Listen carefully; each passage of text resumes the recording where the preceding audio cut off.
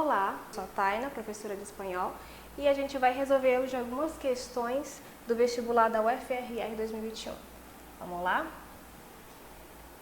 E a gente já começa com um texto. Vamos dar uma olhadinha no enunciado, saber se a gente precisa ler. Vamos precisar ler. Olha só, a partir da leitura do texto. Adoro questões que nos fazem pensar um pouco mais.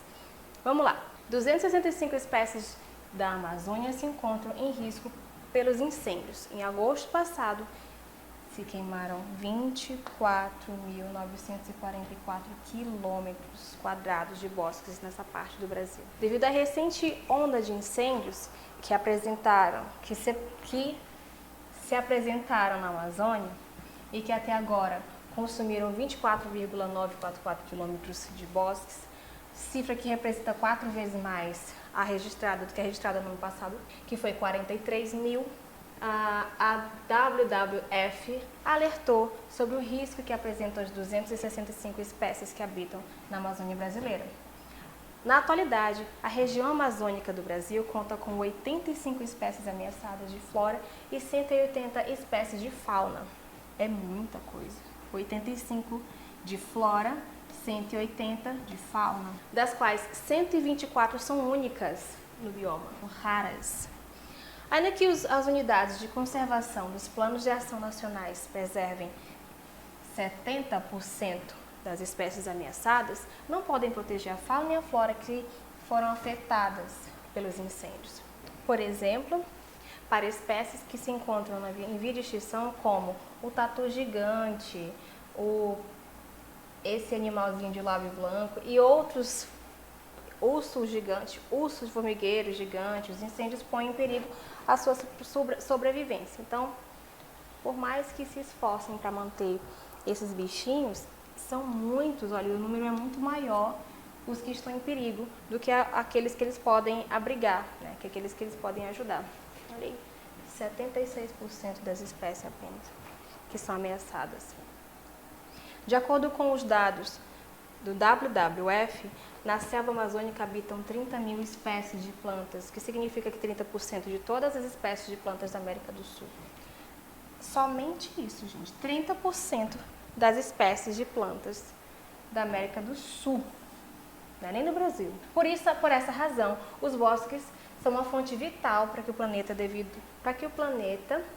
devido ao que albergam mais da metade das espécies silvestres do mundo. Então, nós temos o poder de abrigar mais da metade das espécies. Maurício Voivodic,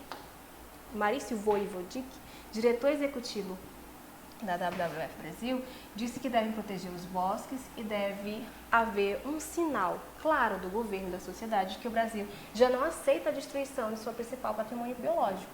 O governo deve garantir que as áreas protegidas e as terras indígenas estejam efetivamente protegidas das ocupações e das atividades ilegais. O governo brasileiro deve dar um sinal positivo em relação à proteção do nosso patrimônio biológico e também das terras indígenas. Ainda que o impacto da queima fosse as espécies terrestres, é mais evidente, as espécies aquáticas também sofrem enormes consequências. Isso se deve à qualidade da água em que vivem, que depende diretamente dos bosques ribeirinhos e dos braços de rios, olhos de rios e outros corpos da água que podem ser destruídos total e parcialmente por outros incêndios, assim como o impacto da contaminação causada pelas cinzas. A perda dos bosques ribeirinhos causa problemas ainda maiores, como a erosão do solo e a sedimentação do rio. Texto triste de ler. Bom, a partir da leitura do texto, é correto afirmar que os incêndios no Brasil consumiram 24,944 quilômetros quadrados de bosque da Amazônia, o que representa 5 vezes mais nos últimos anos. Não foi isso que a gente viu, não. Lá no iniciozinho do texto, quando ele fala, em agosto foi queimado exatamente esse valor de quilômetros quadrados de bosque nessa parte do Brasil, que representa 4 vezes mais e não 5. Então essa seria a opção errada. As unidades de conservação dos planetas de ação nacionais não são capazes de proteger satisfatoriamente a fauna e a flora que foram afetadas pelos incêndios. Realmente é isso que a gente viu lá no iniciozinho do texto, que por mais que eles deem abrigo, né, e alberguem esse patrimônio, ainda não é o suficiente. A gente vê bem aqui, ó.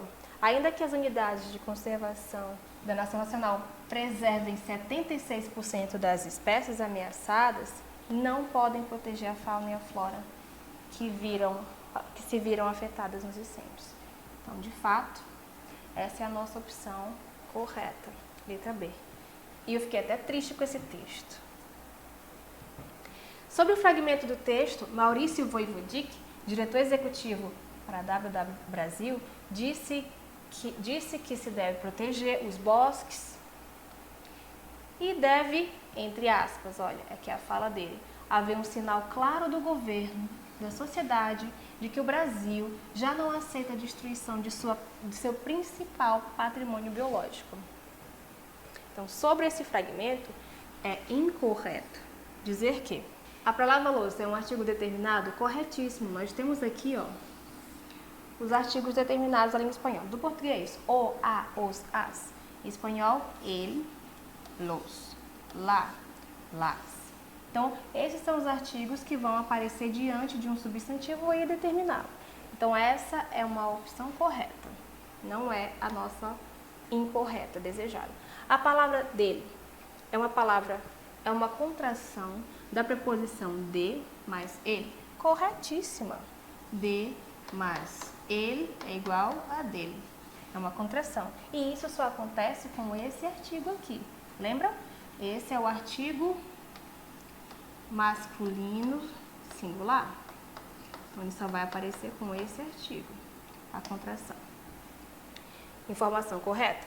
A palavra para é uma contração prepositiva. Uma contração prepositiva.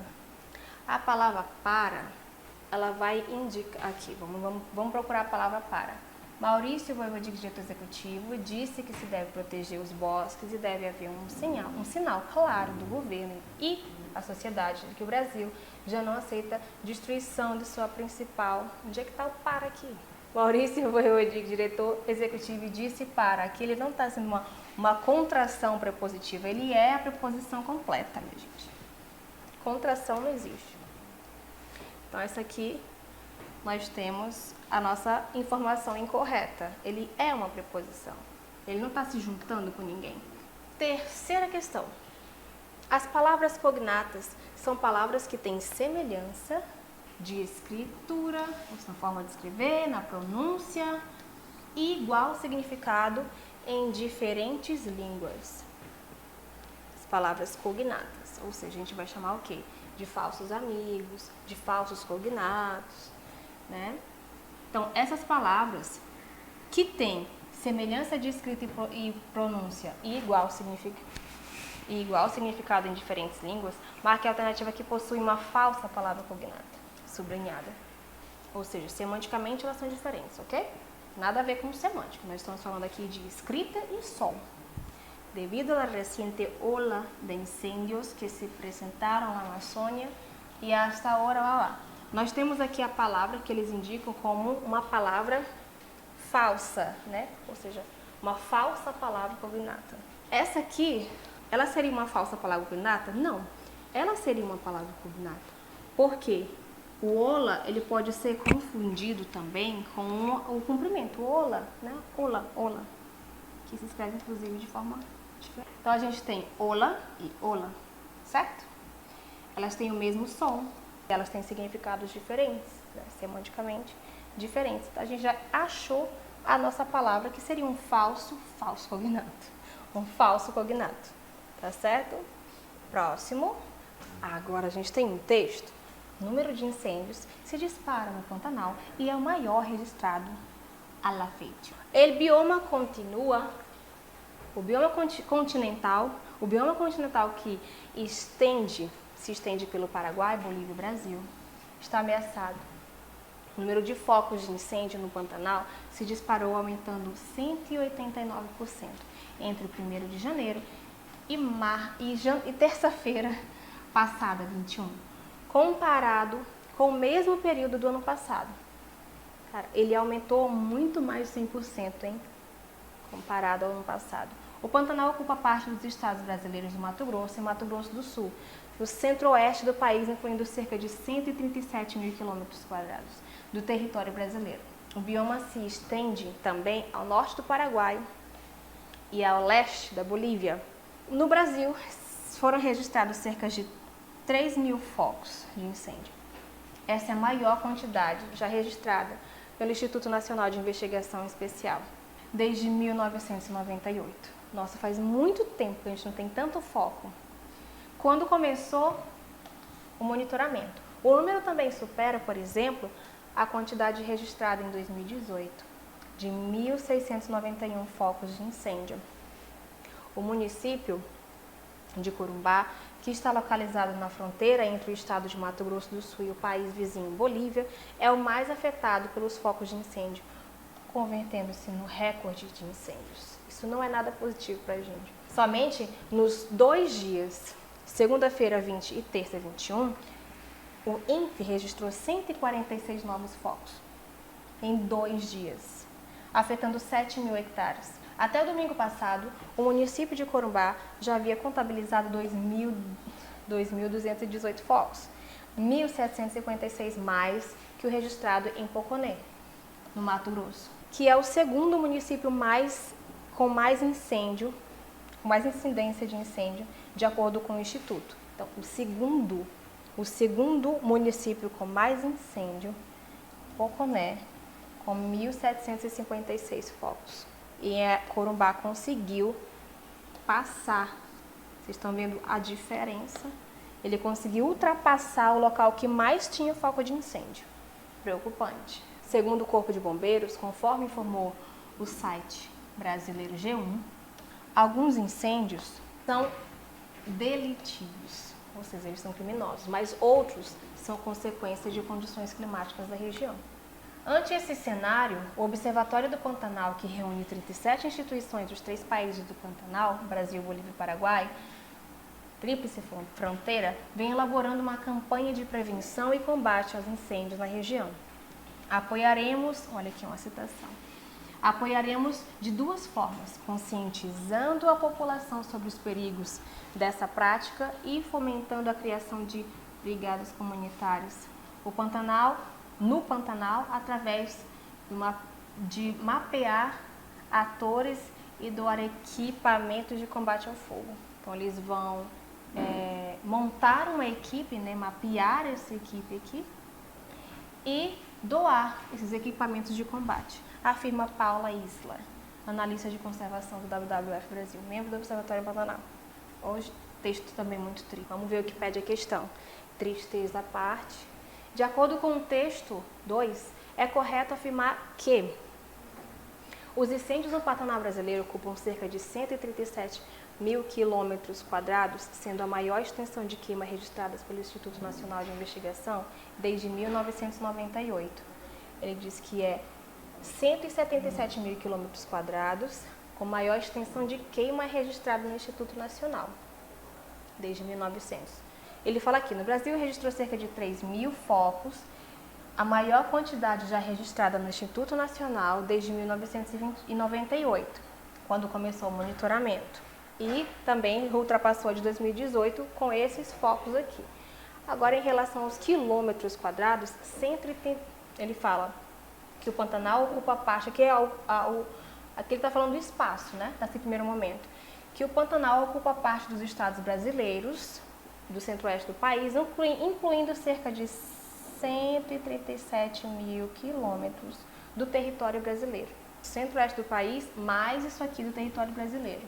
O bioma, então ele está falando do tamanho do bioma, não que o bioma foi queimado, mas que existiu aqui cerca, não que isso tudo foi queimado, mas que existiu focos nesse Pantanal que foram disparados, que cresceu mais de 100%, desde que nesse período de janeiro aqui, terça-feira passada, o mesmo período do ano passado. Então, aumentou bastante desse tempo comparando ao mesmo período do ano passado. Aí ele vai falando do tamanho do Pantanal e dentro da nossa área aqui do Brasil.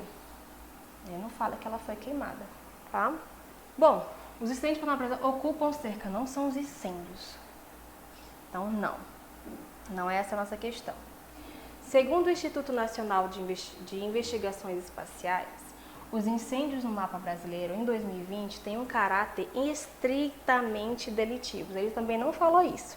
Ele disse que existem casos de que são criminosos, mas ele também diz que outros casos são de fatores climáticos. Então, estritamente delitivo não. Letra A já eliminamos. Então, eliminamos também a letra B, que diz que ele fala estritamente criminal. Não é. Existem outros incêndios que acontecem também por queimadas, por fator climático. Dados do Observatório do Pantanal mostram que existe cerca de 3.000 focos de incêndio no território brasileiro, maior número registrado desde 1998. Bom, aqui na questão diz que os dados do observatório registrou isso aqui, 3.200 focos de incêndio. Essa é a maior quantidade registrada pelo Instituto Nacional de Investigações Especiais, pelo INPE, desde 2018. O que a questão diz pra gente? Dados do Observatório do Pantanal mostram que existem cerca de 3.200 focos. Não é o Observatório do Pantanal, é um Instituto Nacional de Investigações Especiais, não é o Observatório do Pantanal. Então, a gente tem essa aqui informação também como incorreta. Então, letra A não é, letra B não é, porque não é estritamente delitos. A nossa letra D, além das queimas criminosas, os incêndios no Pantanal também se produzem por causa de fatores climáticos. É exatamente isso que diz bem numa partezinha do texto. Vamos dar uma verificada. Aqui, olha. Segundo o Corpo de Bombeiros, é o Corpo de Bombeiros que afirma isso, conforme informou o site da Web Brasileiro G1, alguns incêndios são delitivos, mas outros são consequência das condições climáticas da região. Então, essa é a nossa opção correta. No fragmento do texto, apoiaremos de duas formas, conscientizando a população sobre os perigos dessa prática e fomentando a criação de brigadas comunitárias no Pantanal através do mapeamento e doações, É correto afirmar que o verbo sublinhado apoiar no fragmento está conjugado no futuro simples, do modo indicativo, e o verbo sublinhado mapear e donar estão na forma do infinitivo. Vamos lá. Segundo a informação aqui do mapear e do donar, ok. Apoiaremos seria a nossa forma, o verbo sublinhado apoiar. Ele está conjugado no futuro simples do modo indicativo. Certíssimo. Por que é simples? Não tem verbo auxiliar, certo? Se ele não tem verbo auxiliar, ele não vai precisar, por exemplo, do verbo haver, do verbo estar, para poder transformá-lo, para conjugá-lo. Então, certíssima essa afirmativa. Como é que a gente sabe? Apoiaremos por essa terminação, pelo contexto, Apoiaremos de duas formas, são ações que serão realizadas. E é futuro simples porque só existe um verbo, não existe verbo auxiliar. Como o verbo haver, ok? Caso isso ocorresse, aí não seria futuro simples. Mas temos apenas um perfeito. Vamos para a nossa próxima. Então, vamos para a sexta questão. Na sexta diz o seguinte: no fragmento do texto, foram registradas cerca de 3.000 focos de incêndio. Esta é a maior quantidade já registrada pelo Instituto Nacional de Investigações Especiais, desde 1998, quando começou o monitoramento. As palavras sublinhadas podem ser classificadas respectivamente como, ou seja, vamos seguir a ordem. A número 1, maior, número 2, número 3.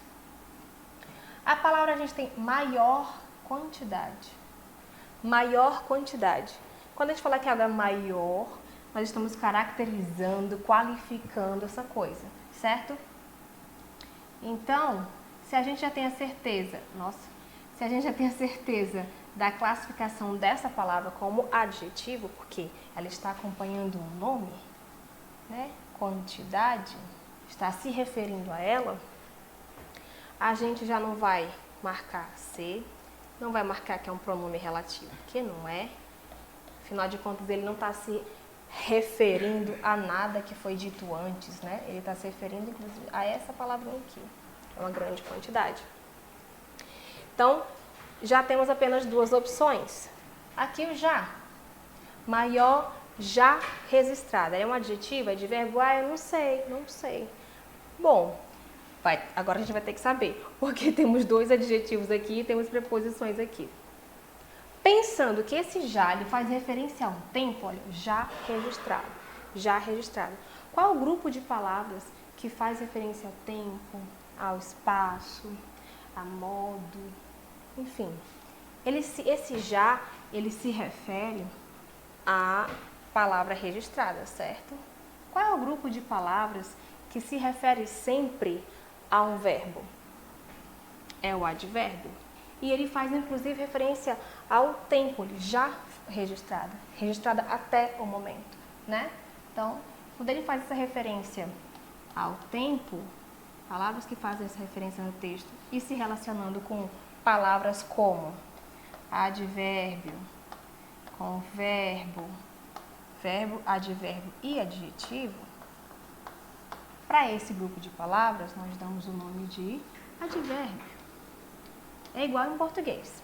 Então, o advérbio é o único que pode se relacionar, se referir, caracterizar esse grupo de palavras, certo? Que nesse caso, ele se relaciona e faz referência ao tempo, né, de registro dessas atividades. Maior se refere à quantidade, que é o nome.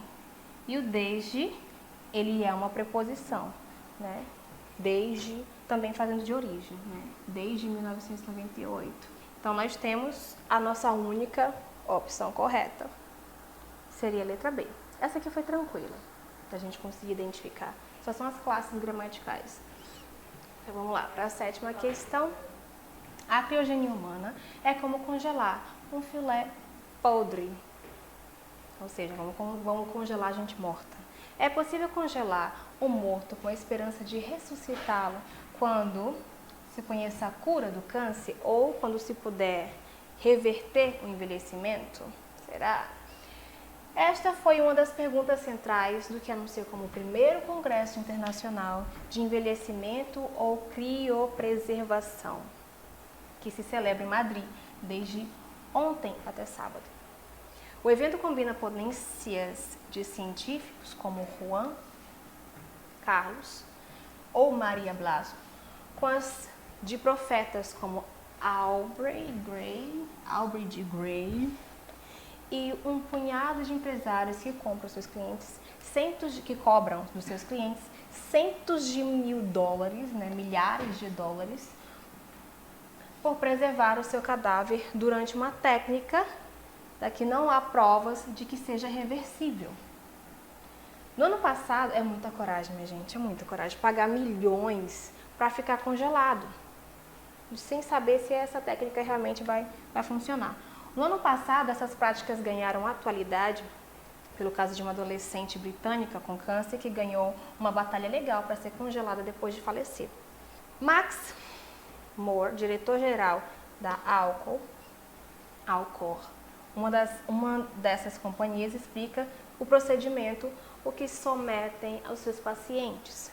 Há duas opções: congelar todo o corpo ou só o cérebro, sem extraí-lo, sem tirar da cabecinha, gente. O ideal, aí ele diz, o ideal é que estejamos ao lado da cama quando o médico declara a morte legal. Depois, começamos o processo de refrigeramento ou esfriamento do cadáver. Reiniciamos a respiração e a circulação e damos 16 medicamentos diferentes para evitar que o sangue se coagule.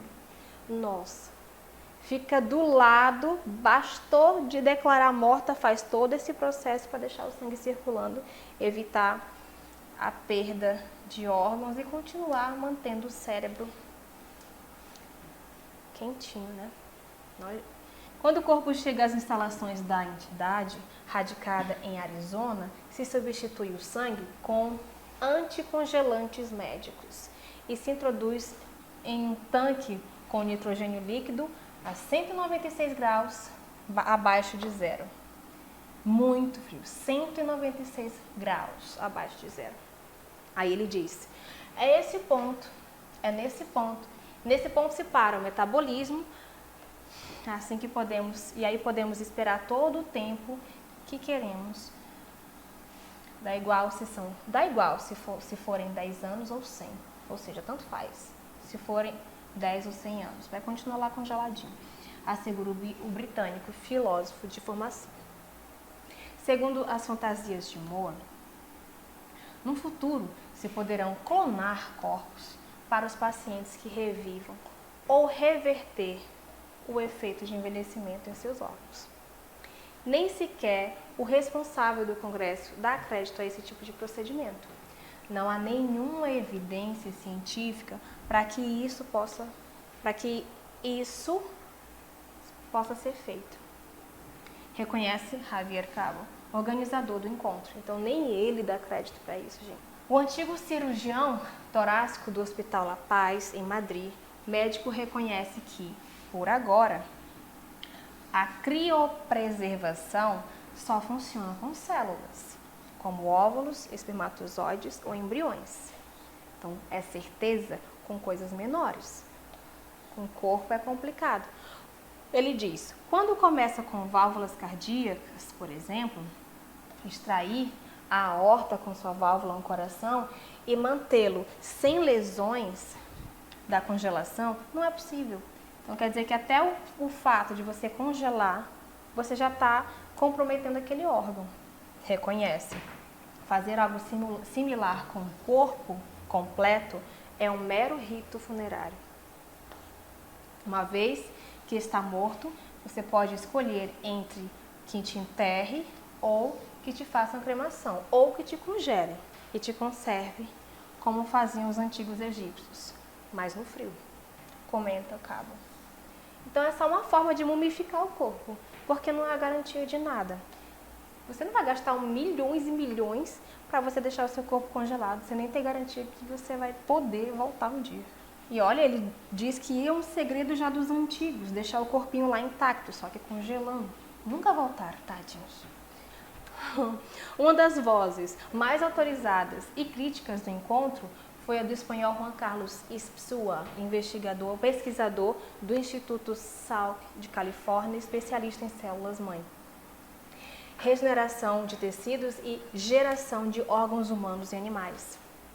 O cientista ressaltou várias vezes que em todos os casos,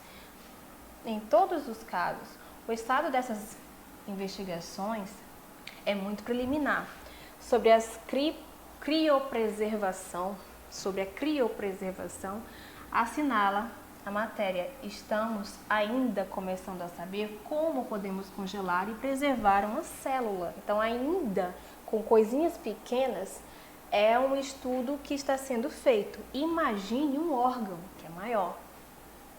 Eu escutei e entendi que existem pessoas que querem preservar órgãos ou inclusive um organismo que já não funciona, que está morto.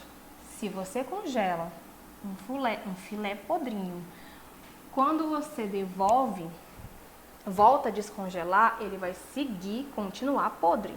Estamos falando de algo que não tem sentido, agregou Ispsua. Então, para ele não faz sentido você querer congelar alguém que já morreu. Vai descongelar, ele vai continuar morto. Eu gostei dessa comparação que ele fez com o filho, faz todo sentido. Vamos lá. De acordo com o texto, a criogenia humana é como congelar um filé putrefato. É correto afirmar que, atualmente, a criopreservação, ainda questionável, é uma forma de garantir a preservação da vida de pacientes com câncer? Não. E nenhuma forma, ele não tem garantia de nada, ele não tem garantia nem com os tecidos menores, como ele mesmo diz. Então, não, atualmente isso aqui está fora de cogitação. O primeiro Congresso Internacional de Envelhecimento e Criopreservação, isso aqui é difícil de falar, que se celebra em Madrid, tem o objetivo de discutir alternativas para conseguirem a cura do câncer e reverter o envelhecimento. Foi esse o objetivo deles? Vamos ver, tem tantas pessoas. No primeiro Congresso Internacional de Envelhecimento, celebrado em Madrid, tem como objetivo discutir alternativas para a cura do câncer e para o envelhecimento. Vamos ver. Ele diz aqui em cima. O evento combina esses camaradas aqui com clientes que pagam milhões para deixar seus cadáveres todos congelados. É possível congelar um morto na esperança de ressuscitá-lo quando se conhece a cura do câncer ou se pode reverter o envelhecimento? É possível? Essa foi uma das perguntas centrais. Então, congelar um morto para ressuscitá-lo quando a cura for revertida. Ou quando a cura do câncer for conhecida, ou, são duas opções, ou reverter o envelhecimento. Então, é congelar o morto para depois que a cura do câncer for descoberta. É essa a proposta. Então, o primeiro congresso tem como objetivo discutir alternativas para a cura do câncer? Não. Ele só quer congelar mesmo o corpo morto. Eles não falam da cura do câncer. Então, não. Mas eles querem reverter o conhecimento. O autor do texto não acredita que é possível declarar que no futuro é possível clonar corpos para os pacientes que revivam ou reverter o efeito do envelhecimento nos seus órgãos.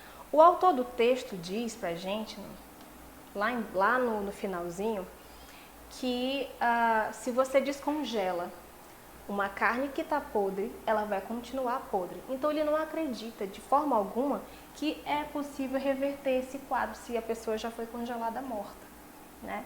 Então essa seria a nossa opção correta.